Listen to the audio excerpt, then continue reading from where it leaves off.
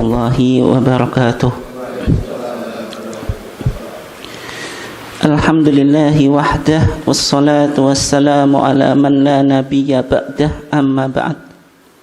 Yang saya hormati seluruh jajaran pimpinan cabang Muhammadiyah Balen, bapak-bapak dan ibu-ibu sekalian, jamaah ketarjian Ahad pagi yang dimuliakan Allah. Kalau kita lihat tentang model berpikir madhabiyah, maksudnya orang yang bermadhab itu bagaimana cara berpikirnya gitu. Madhab itu ada sanad gitu. Artinya memahami Al-Quran dan As-Sunnah itu tidak secara langsung, tapi melalui sanad, yaitu sanad yang ada di dalam madhab itu, dari imam madhab, kemudian ke tabi'in, ke sahabah, kemudian di sebagian masalah di kalangan sahabat itu ada ijma, yaitu ijma'us sahabah, baru Al-Quran dan As-Sunnah.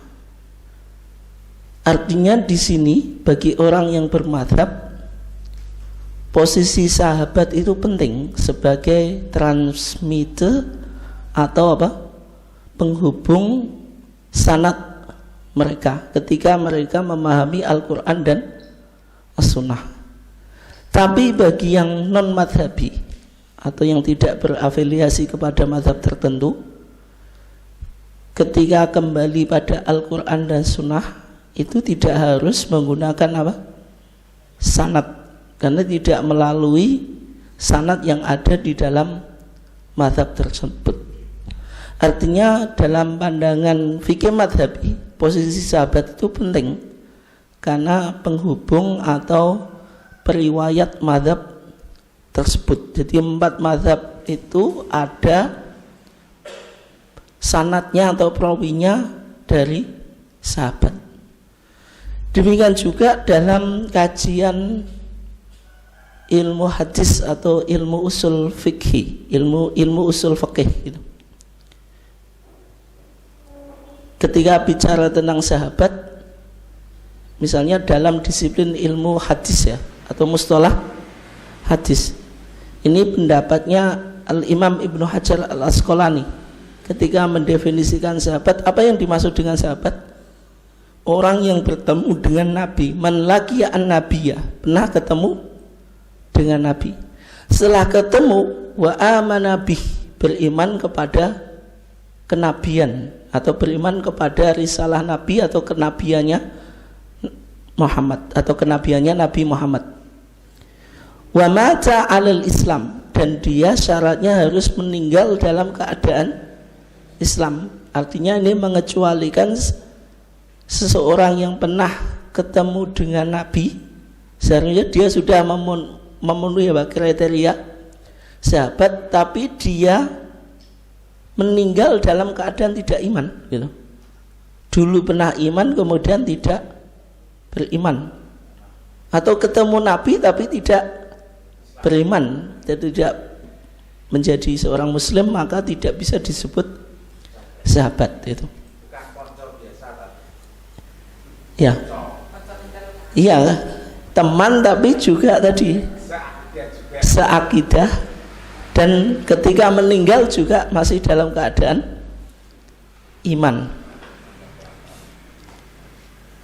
Kalau dalam disiplin ilmu usul fikih, Bapak dan Ibu sekalian dimuliakan Allah, yang disebut sahabat itu orang yang memiliki kedekatan khusus dengan Nabi.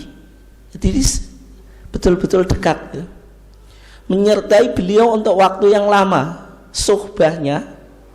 Suhbah itu menemani atau menyertai Nabi dalam waktu yang lama, sehingga mengetahui kehidupan Nabi dan belajar kepada Nabi. Ini dalam pandangan usul fikih, artinya lebih ketat, mensyaratkan betul-betul mengetahui perilaku Nabi, karena sahabat ini yang nanti akan dijadikan sebagai orang yang betul-betul mengetahui seluk-beluk sunnahnya Nabi. Tapi kalau ilmu hadis itu hanya yang penting pernah bertemu meskipun dalam waktu apa? Singkat. Kan yang penting bisa menarasikan sebuah apa?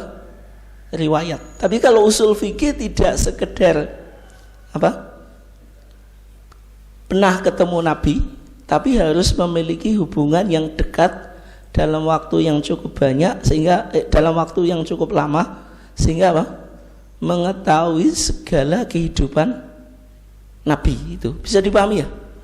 Itu definisi sahabat dari dalam pandangan ilmu hadis dan ilmu usul fikih. Nah, sekarang kita coba lihat kedudukan para sahabat itu bagaimana. Dalam pandangan Ahlussunnah wal Jamaah, Bapak dan Ibu sekalian yang dimuliakan Allah, ada kaidah yang disebut qaidatu ta'dil. Ta'dil itu apa? Menganggap semua sahabat itu adil, memiliki integritas moral yang baik. Tidak boleh seorang sahabat itu dicacat gitu. Artinya semua periwayatan sahabat itu diterima. Tidak mungkin sahabat itu berbohong atas nama Nabi. Berarti apa yang dikatakan oleh sahabat tentang Nabi itu betul-betul dari Nabi.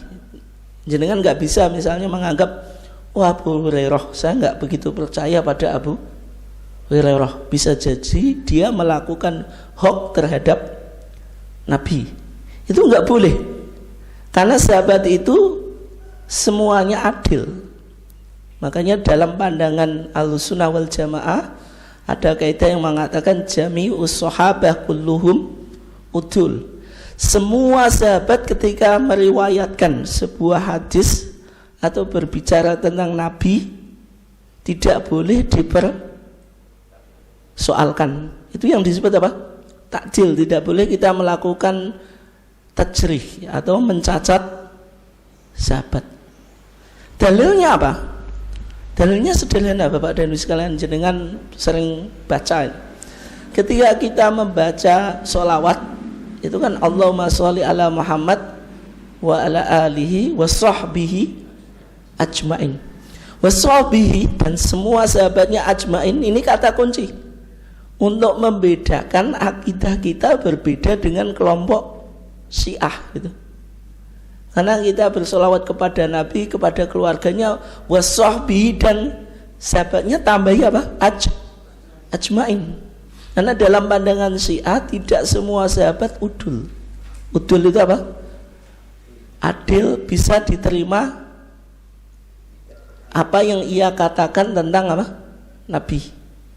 Misalnya dalam pandangan Syiah, Aisyah saja dikritik Bapak dan Ibu sekalian. Innallaha ya'murukum an tadbahu apa? Baqarah. Ai Aisyata.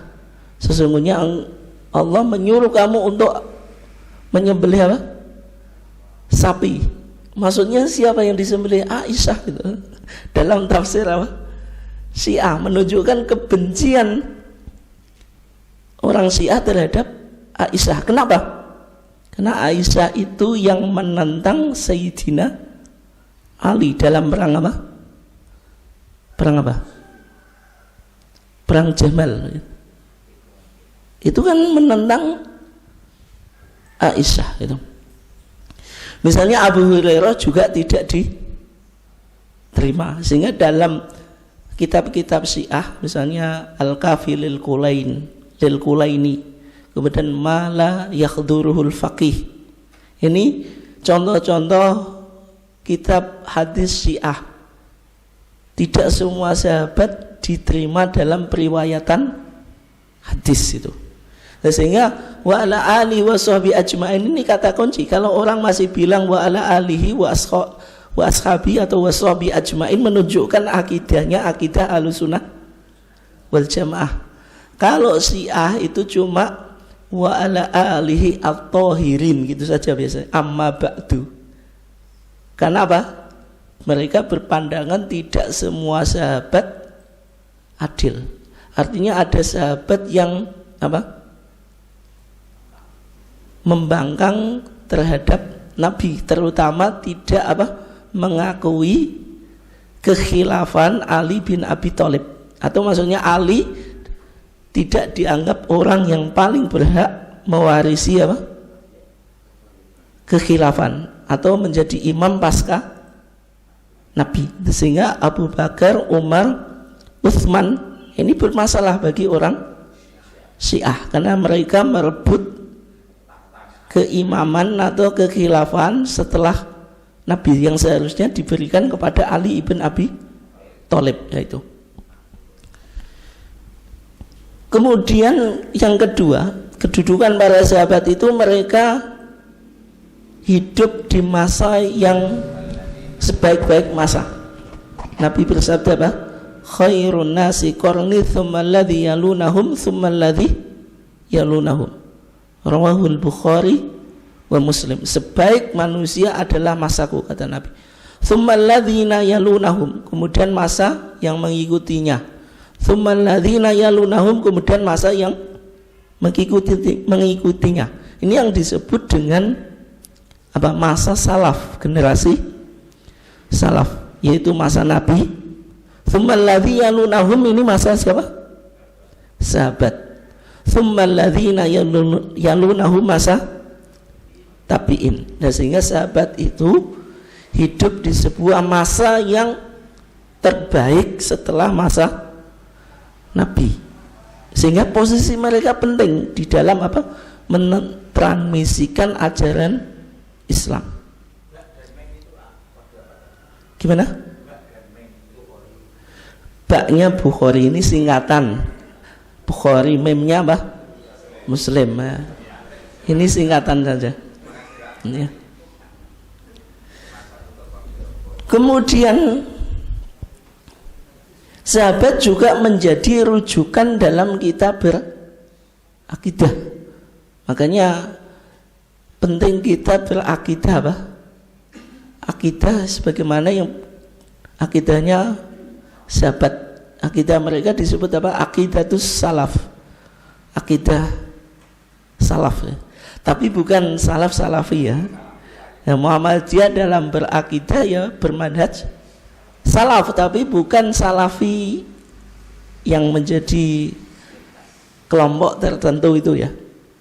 Sehingga dalam kitabul iman kita dalam HPT jilid pertama, yang pertama putusan Solo atau Surakarta 1929 tentang kitabul iman, kitab keimanan, ini yang menjadi rumusan teologi Muhammadiyah. Muhammadiyah juga menggunakan istilah salaf. Maka di sana dikatakan fa inna al-firqata an-najiyata, sesungguhnya kelompok yang selamat minas salaf, dari salaf, yaitu generasi sahabat. Dalilnya bagaimana? Nabi bersabda, "Wasataftariqu ummati ala 73 firqatan." Umatku akan terpecah menjadi 73 kelompok. Kulluha finnar illa wahidah. Semuanya di neraka kecuali satu. Maka sahabat bertanya, "Ya Rasulullah, ma hiya?" Ya Rasulullah, siapa kelompok yang selamat itu? Nabi menjawab, "Ma ana alaihi wa ashabi."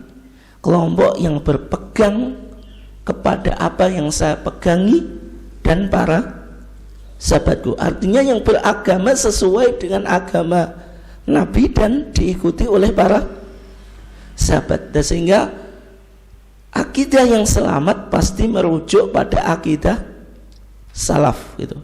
Kalau akidah kan nggak boleh akidah khalaf Pak gitu. Harus salaf gitu. Oke. Di masa sahabat itu berkembang dua madrasah fikih, yaitu yang pertama disebut madrasah ahlil hadis, yaitu madrasah yang menekankan pada periwayatan hadis. Itu di Madinah, ini tokoh-tokohnya ya. Madinah itu kan tempat turunnya wahyu. Sehingga mereka mengembangkan apa? Madrasah ahli hadis, karena semua permasalahan bisa ditemukan jawabannya melalui hadis Nabi. Di antara tokohnya ya, Zaid ibn Thabit, Abdullah ibn Umar, Aisyah, Abdullah bin Abbas, Abdullah ibn Amr ibn Al-As, Az-Zubair ibn Awam, Sa'id ibn Musayyab, ada yang baca Musayyib, yaitu faqihut tabi'in, ahli fikihnya di kalangan para tabi'in. Ini semuanya adalah tokoh madrasah ahli hadis yang ada di kota Madinah. Kontras dengan yang ada di Irak. Mereka disebut madrasah ahli ra'yi, rasional. Artinya apa? Lebih mengedepankan pada taklil. Taklil itu apa? Rasionalitas sebuah hukum gitu. Ketika melihat sebuah permasalahan, dilihat taklilnya atau rasionalitas hukumnya, pakai kias. Kemudian pakai apa? Maqasid syariah itu. Nanti belakangan disebut apa? Maqasid syariah. Di antara tokohnya adalah Ali ibn Abi Thalib. Ali ibn Abi Thalib itu sangat rasionalitas dalam menganalisa sebuah hukum gitu. Sehingga misalnya di kitab fikih Zaidiyah itu Bapak dan Ibu sekalian, itu biasanya menggunakan dalil dari Imam Ali, karena mereka kan menyebutnya Imam Ali karamallahu wajhahu gitu. Nah, Ali bin Abi Thalib itu madrasah ahli ra'yi. Kemudian Abdullah bin Mas'ud. Nah, di Irak itu kan ada dua kota yang sentral ya, ketika itu Basrah sama Kufah. Dan di Kufah itu diantara tokohnya Sa'id ibn Abi Waqqas, Amr ibn Yasir dan seterusnya, Anas ibn Malik dan seterusnya. Nah, madrasah ahli ra'yi ini nanti dilanjutkan oleh Imam Abu Hanifah. Kalau madrasah ahli hadis dilanjutkan oleh siapa? Imam Malik. Imam apa? Malik. Kan Imam Malik kan disebut Imam Daril Hijrah, Imam kota hijrah, yaitu Madinah.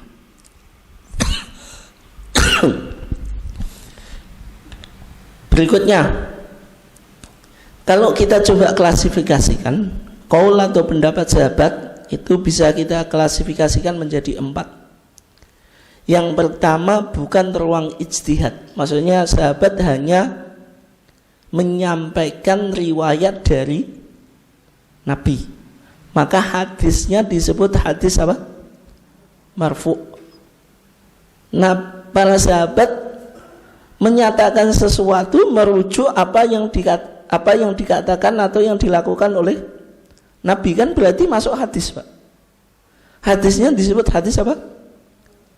Marfu, karena disandarkan kepada Nabi itu. Meskipun nanti ada mauquf fi hukmil marfu. Mauquf itu hadis yang sampai pada sahabat, tapi dihukumi sebagaimana dari Nabi karena ada indikator itu. Artinya ketika sahabat bicara tentang sesuatu yang bukan menjadi ruang ijtihad, harus ada nas itu. Yang kedua, qaul sahabat bukan hujjah bagi sahabat yang lain. Sehingga tadi di kalangan sahabat saja ada 2 madrasah itu. Ada madrasah ahli hadis, ada madrasah ahli ra'yi, menunjukkan pendapat sahabat yang satu sahabat bukan apa? Menjadi hujjah bagi sahabat yang lain. Artinya mereka potensi untuk berbeda. Tetapi ketika mereka melakukan konsensus, Pak, konsensus itu apa? Kesepakatan atau ijma itu. Dalam menetapkan sebuah hukum, maka kesepakatan mereka disebut apa? Ijma, yaitu ijma'us sahabat. Ijma ini yang diterima oleh Tarjih atau Muhammadiyah, karena Muhammadiyah dalam masalah ini sama dengan mazhab Hambali. Imam Ahmad bilang apa? Man idda'a wujudal ijma' fa huwa kadzdzab. Siapa yang mengaku adanya ijma' maka dia seorang pembohong. Maksudnya apa? Ijma' yang terjadi setelah sahabat, karena Imam Ahmad tidak menerima ijma' kecuali ijma' yang terjadi di masa sahabat. Kemudian yang keempat, kaul sahabat yang berdasarkan ra'yi atau akal atau ijtihad semata diperdebatkan. Maksudnya bisa diterima atau tidak. Ada dua pendapat di sini. Yang pertama bukan hujjah. Ini pendapat Syiah, Mu'tazilah, Hanafiyah, Syafi'iyah. Menurut Imam Al-Ghazali dalam bukunya Al-Mustasfa. Ini penting Pak, buku Al-Mustasfa itu rujukan primer dalam ilmu usul fikih itu. Di sana Imam Ghazali menyebutkan ada 3 alasan. Yang pertama karena sahabat tidak maksum. Yang maksum itu hanya Nabi. Maksum itu terproteksi dari kesalahan atau dosa. Kemudian yang kedua ada ikhtilaf di kalangan mereka. Kalau mereka khilaf, bagaimana pendapat mereka hujjah gitu. Kemudian ada tasrih, pernyataan secara eksplisit bahwasanya boleh tidak sepakat dengan sahabat itu. Kemudian yang kedua itu bisa dijadikan hujjah dan didahulukan atas qiyas. Itu pendapat Malikiyah dan Hanabilah. Sehingga dalam fikih Hambali, Bapak dan Ibu sekalian yang dimuliakan Allah, nanti Muhammadiyah dalam manhajnya lebih dekat kepada Hambali. Kalau ada qiyas sama tadi pendapat sahabat, itu didahulukan pendapat sahabat. Sebagaimana pendapatnya siapa tadi? Mazhab Hambali atau mazhab Maliki. Jadi qiyas itu dipakai inda darurah, ketika sudah mentok bahasa kita. Sudah tidak ditemukan pandangan sahabat itu. Alternatif terakhir gitu. Nah, kalau kita lihat dalam HPT kita ya, halaman 300. Di manhaj tarjih kita atau di HPT jilid 1 itu sudah dijelaskan bagaimana pandangan Muhammadiyah dalam merespon riwayat-riwayat dari sahabat itu. Hadis yang hanya sampai kepada sahabat itu disebut hadis apa tadi? Hadis mauquf ya. Hadis apa? Mauquf. Kalau sampai pada Rasulullah apa? Marfu itu. Jadi kalau marfu sampai pada Rasulullah, mauquf sampai pada sahabat. Di manhaj tarjih kita di HPT jilid 1 halaman 300 ya, itu ada beberapa kaidah itu. Kaidah yang pertama yang berkaitan dengan hadis mauquf. Kalau hadis mauquf berarti apa? Hadis yang hanya sampai pada sahabat, tidak sampai pada Rasulullah. Maksudnya sahabat melakukan perbuatan atau menyatakan sebuah perkataan atau pandangan. Mauquf itu dibagi menjadi 2 Pak ya. Ada mauquf mujarrad. Mauquf mujarrad itu mauquf murni, tidak ada indikator yang menunjukkan itu dari Nabi. Yang kedua mauquf fi hukmil marfu itu. Mauquf fi hukmil marfu itu bagaimana? Itu pernyataan atau perbuatan sahabat tapi ada indikasi dari Nabi. Jadi kaidah dalam manhaj tarjih kita yaitu tentang penggunaan hadis mauquf yang ada hubungannya dengan istinbat hukum. Makanya judulnya apa? Usul fikih gitu. Itu sebenarnya kaidah usul fikih dalam penggunaan hadis. Makanya kalau ini penting Pak, kenapa kok dikasih judul usul fikih? Karena memang ini bicara usul fikih tapi konteksnya penggunaan hadis, implikasinya pada apa? Bagaimana kita menggunakan tadi hadis mauquf, apakah bisa dijadikan hujjah atau Tidak.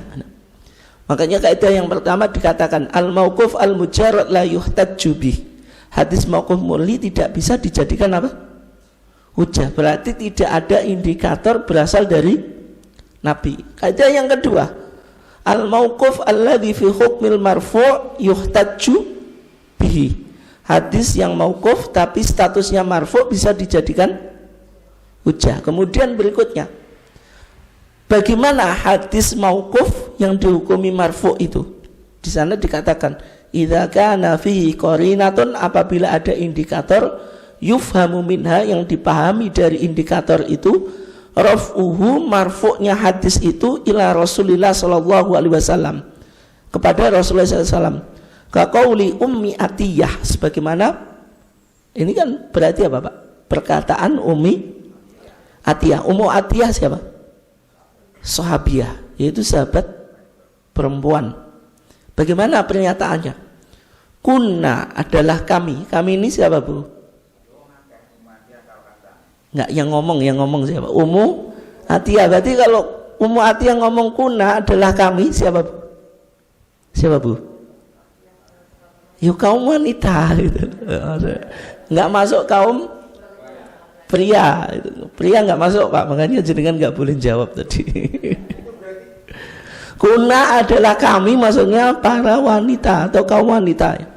Nu'maru diperintah an-nukhrija, supaya kami mengeluarkan fil idi, dalam id al-khuyat, wanita-wanita haid. Berarti wanita haid tetap dianjurkan untuk mendatangi sholat id meskipun tidak ikut sholat. Nah, ketika Ummu Atiyah mengatakan kami diperintah, siapa yang merintah? Nabi. Meskipun ini pernyataan Ummu Atiyah, tapi ada indikator korina berasal dari Nabi. Tidak mungkin Ummu Atiyah bicara sesuatu tanpa ada perintahnya atau sandarannya. Misalnya tadi nu'maru, kami diperintah. Kalau sahabat bilang kami diperintah, tidak bisa kita pahami kecuali yang merintah Nabi, karena ini urusan agama. Itu bisa dipahami ya. Berarti meskipun ini mauquf, karena apa Pak? Perkataan Ummu Atiyah. Ummu Atiyah sebenarnya bisa dijadikan hujjah atau enggak?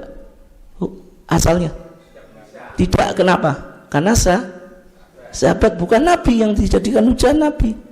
Tapi karena ada indikator marfu' sampai pada Nabi, maka bisa kita jadikan hujjah. Bisa dipahami ya? Bisa ya? Oke.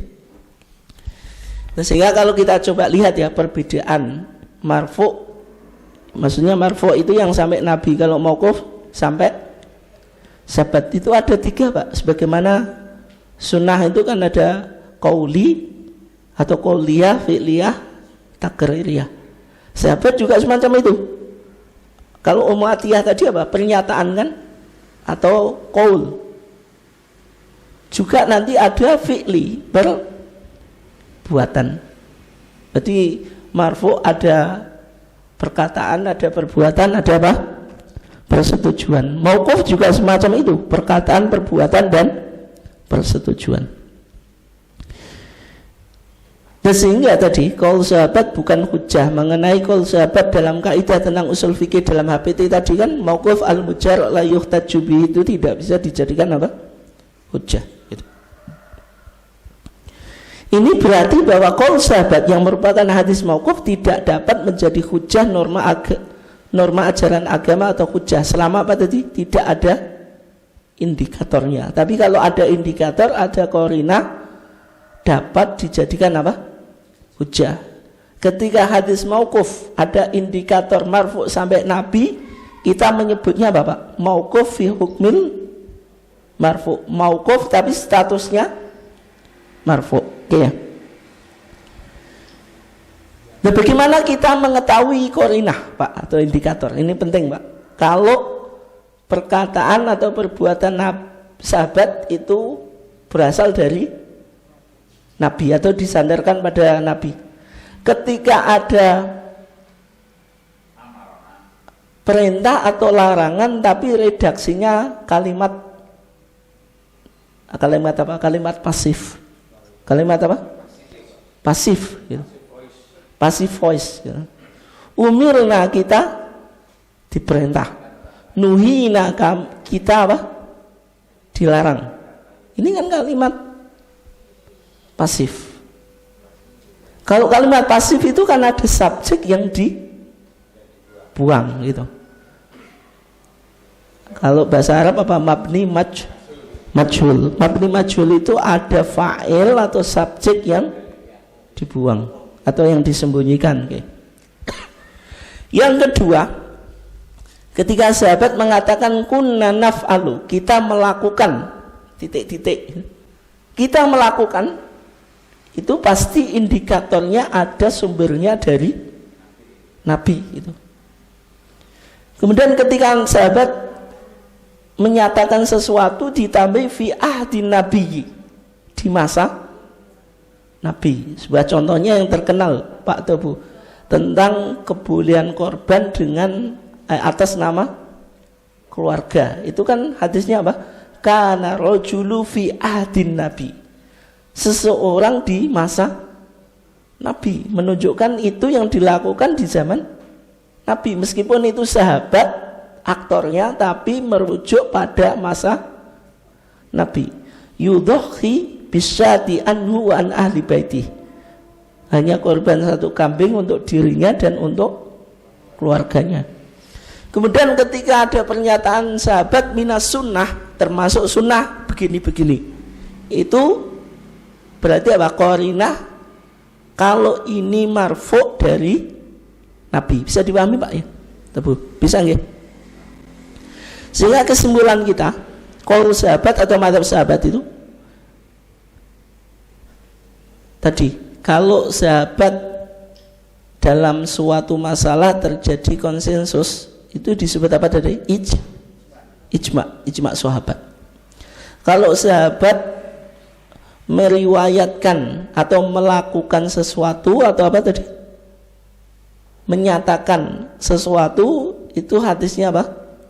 Mauquf. Mauquf itu dianalisa lagi. Apakah berstatus marfu atau tidak? Berarti kalau berstatus marfu bisa dijadikan sumber hukum atau hujah. Kalau mujarad atau mauquf mujarad tidak bisa dijadikan sumber hukum. Itu ya kesimpulannya. Kemudian ijma sahabat begini Pak. Ijma sahabat itu setelah Nabi meninggal, ijma itu kan harus terjadi setelah Nabi meninggalkan. Makanya definisi ijma kan ada apa? Ba'da wafatin Nabi, setelah kematian Nabi. Ketika mereka konsensus, itulah yang disebut ijma. Dari sahabat, ijma tadi ditransmisikan kepada mujtahid, kemudian mujtahid ke umat. Nah, sehingga kalau di Muhammadiyah ijma itu harus diverifikasi Pak. Ini repot gitu. Misalnya dalam kitab hanya dikatakan ajma'al ulama, telah berijma para ulama, itu harus diverifikasi dulu apakah terjadi di masa sahabat atau tidak. Kalau ijma ulama saja tidak bisa dijadikan sumber hukum, tapi kalau sampai pada sahabat bisa dijadikan sumber hukum. Misalnya ajma'atil ummah, telah berijma umat ini, itu juga harus diverifikasi gitu. Ini yang penting ya, aplikasi dan contoh ijma sahabat dalam HPT. Muhammadiyah ternyata menggunakan ijma sahabat dalam apa? Kitabul Waqfi, kitab wakaf, bahwasanya nazir itu dianjurkan untuk memenuhi wasiat wakif, tidak boleh menyalahi. Makanya apa? Dikatakan syartul wakif kanasi syari' malam yukhallif mabja'a bihi syar'u. Syaratnya pewakaf mana syariat tidak, selama tidak menyelisih apa? Syariat. Yang kedua, HPT juga menukil ijma dari Ibnu Hajar Asqalani. Kalau wanita Pak atau Bu melakukan tahallul ketika apa? Haji. Itu boleh nggak rambutnya dicukur? Bukan dipotong, Bu. Gundul, Bu, gundul. Hah? Bu? Nah, nanti kalau pulang haji, itu keren itu. Itu nggak boleh. Kalau wanita apa melakukan tahallul kemudian gundul. Kalau laki-laki boleh dan harus berwajah baru, Pak, ya. Kalau habis haji kan gundul. Tapi kalau ibu-ibu terus habis gaji gundul itu kasihan bapaknya gitu. Itu ijma. Kalau wanita nggak boleh apa? Nggak boleh al-halq, itu mencukur rambut ketika tahallul. Cukup taksir, yaitu memotong. Okay. Kemudian HPT jilid 3 kita juga menggunakan ijma tentang apa? Kesunahan membaca surat setelah Al-Fatihah di 2 rakaat pertama. Itu pakai ijma sahabat. Artinya di sini contoh bagaimana Muhammadiyah mempertimbangkan pandangan sahabat yang sudah menjadi ijma. Berarti ya diterima. Oke. Aplikasi dan contoh hadis mauquf fi hukmil marfu', Pak, dalam HPT kita. Tadi hadis Ummu Atiyah sudah kita bahas tadi. Wanita haid dianjurkan ikut hadir ke musola id, tempat sholat id, meskipun itu pernyataan siapa? Ummu Atiyah, tapi kan kita bisa pahami itu berasal dari Nabi. Maksudnya disebut apa? Al-mauquf fi hukmil marfu'. Ini juga berkaitan dengan jenengan, Bu. Wanita boleh nggak mengikuti jenazah atau ikut proses pemakaman jenazah, Bu? Boleh atau enggak, Bu? Kalau mensolati boleh, Bu?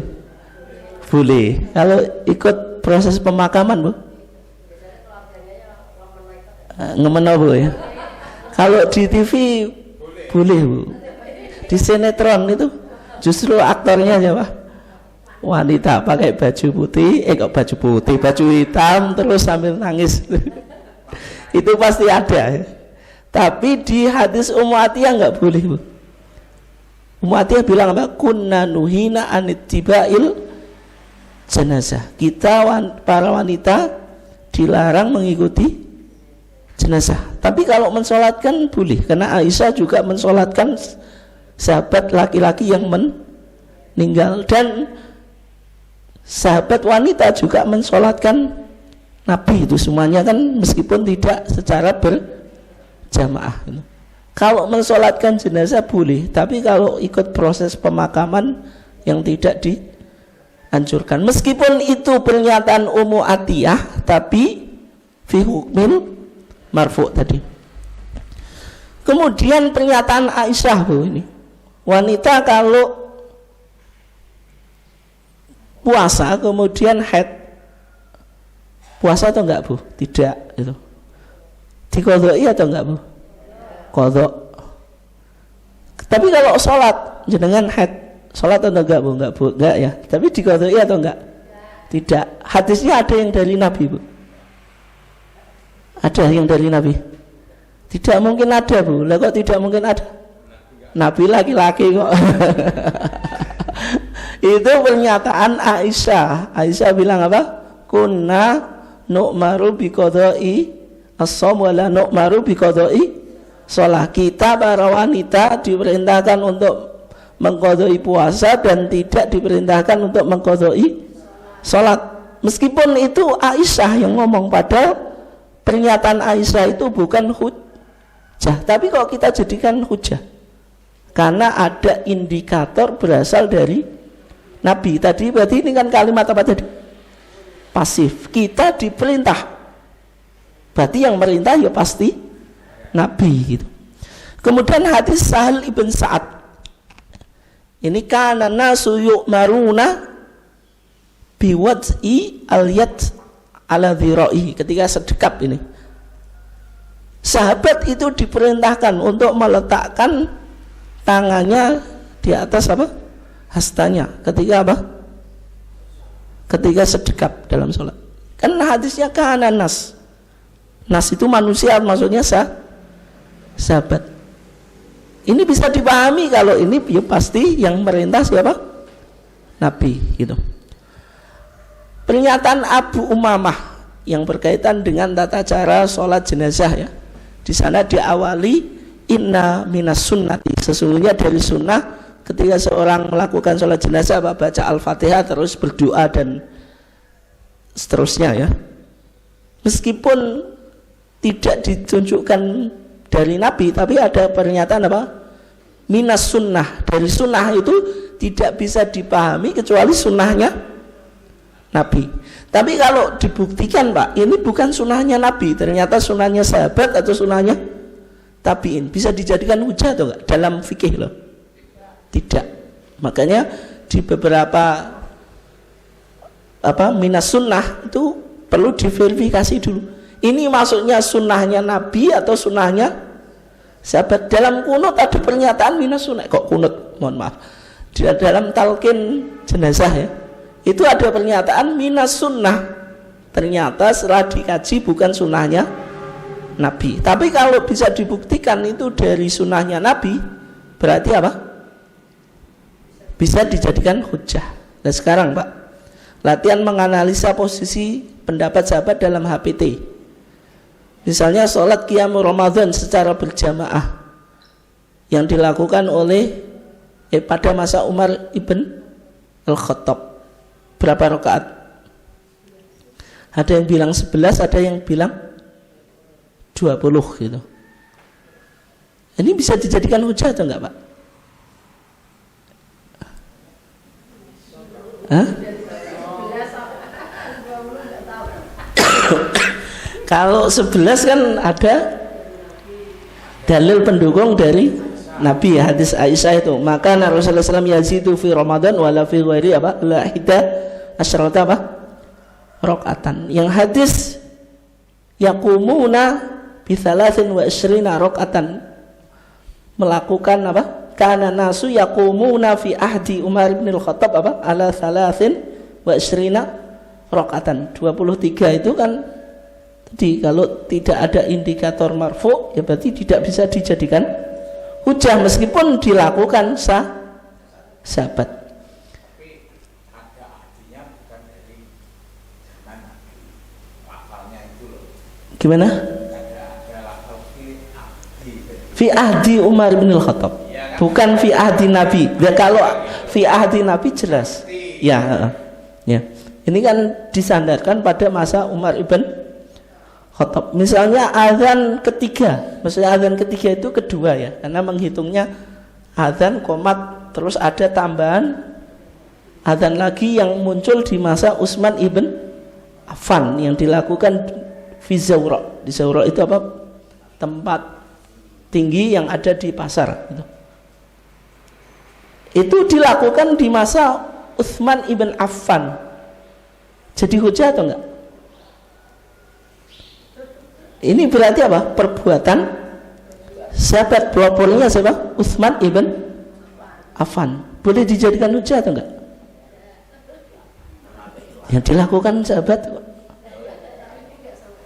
Nah, karena enggak ada indikator berasal dari Nabi. Tapi kita tidak menyalahkan Utsman, karena Utsman melihat ada hajah, ada kepentingan untuk melakukan azan yang ketiga atau azan pertama, tapi tidak dilakukan di masjid, tapi di pasar, karena dulu belum ada jam, sehingga orang sibuk di pasar gak rawayah, gak tahu waktu. Kalau sekarang hari Jumat, maksudnya pas jam 12-nya misalnya kita. Kalau sekarang makanya ditarjih kita tidak pakai azan yang pertama atau azan ketiga. Kenapa?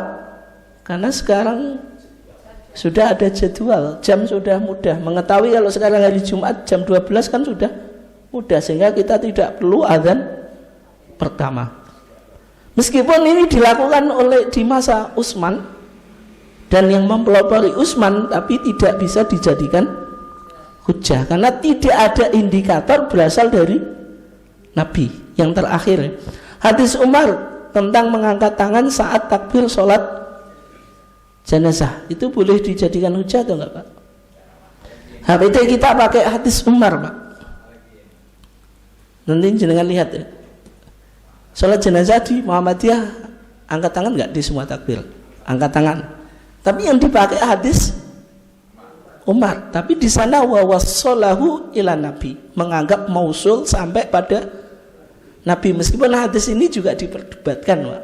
Betul-betul mausul atau tidak, tapi berdasarkan kutipan tarjih sebagaimana di Fathul Bari dianggap mausul, meskipun sebagian ulama menganggap tidak mausul. Tapi kalau dipahami mausul ada referensinya, ya berarti kan dipahami ini ada indikator dari Nabi itu. Makanya dijadikan hujjah. Gimana? Tanda-tandanya kalau itu mausul atau tidak. Ya semuanya harus dikaji di literatur, itu intinya. Itu tugasnya ulama kan gitu. Ya kalau mampu untuk mengkaji ya melakukan kajian, tapi kalau enggak ya cukup ngaji aja dan tahu dalilnya. Ini yang terakhir tentang baca sholawat dalam khutbah itu dalilnya ada nggak hadisnya? Hadis khusus nggak ada,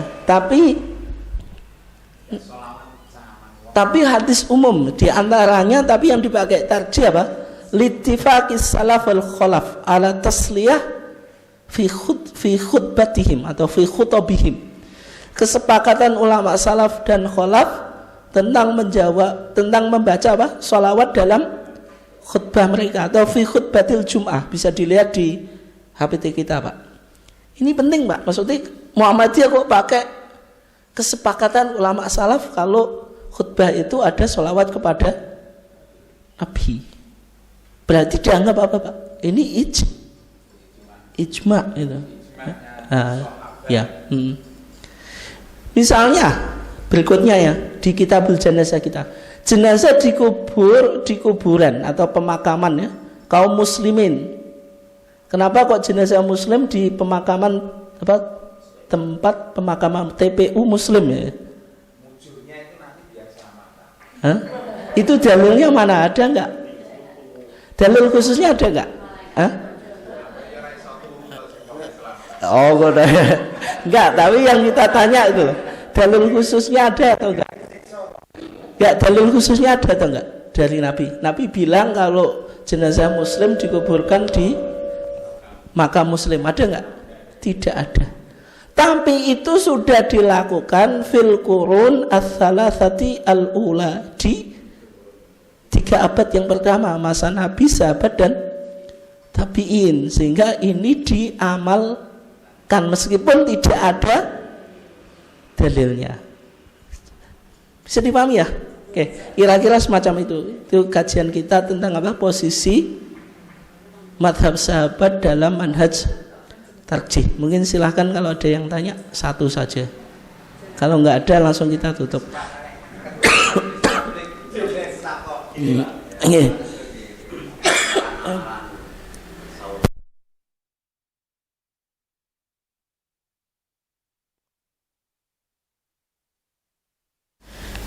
Contoh amalan atau perilaku sahabat yang tidak marfu berasal dari Nabi.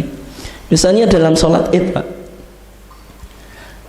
ngangkat tangan, doa di antara takbir zawaid. Kalau yang dilakukan oleh Ibnu Mas'ud dan Ibnu Abbas mengatakan apa? Subhanallah walhamdulillah wa la ilaha illallah wallahu akbar. Itu yang dibaca di antara takbir zawaid. Itu dilakukan oleh Ibnu Mas'ud fi'lan wa qaulan. Ada statement Ibnu Mas'ud dan dilakukan juga secara fi'li. Tapi tidak kita jadikan apa? Hujjah. Kenapa? Gak ada indikator berasal dari Nabi itu. Di beberapa hukum fikih juga semacam itu, Pak, gitu. Sehingga kalau ditarjih sangat ketat gitu. Apalagi misalnya berkaitan dengan tadi tahlilan dari siapa, Pak? Atau yang semacam itu ya, kalau ditarjih perlu untuk diverifikasi ada indikator marfu berasal dari Nabi atau tidak. Kalau ada ya berarti hadisnya marfu.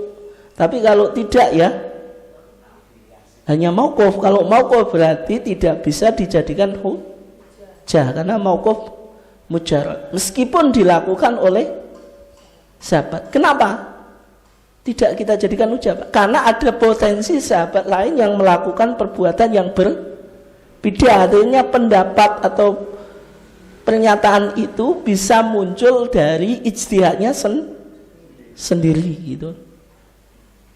Nah kalau semacam itu Pak, berarti potensi ada sahabat yang berbeda gitu. Itu sehingga tidak bisa dijadikan apa? Hujah. Kecuali kalau mereka sepakat menjadi ijma itu.